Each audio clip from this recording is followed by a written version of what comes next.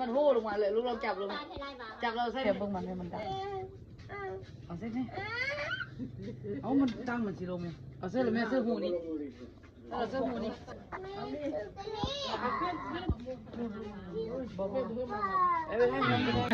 เข้าไปมา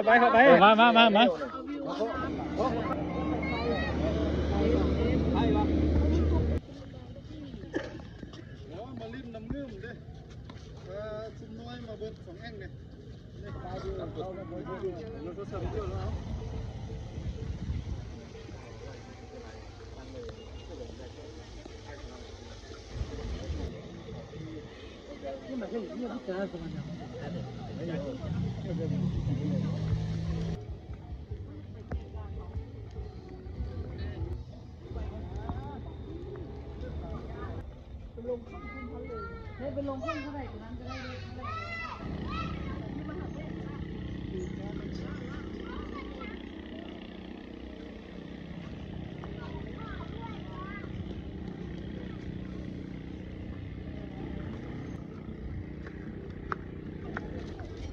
ขับเองขับเจ้าก็ถึงเชือกเลยที่พวกคุณทำอยู่ข้างใน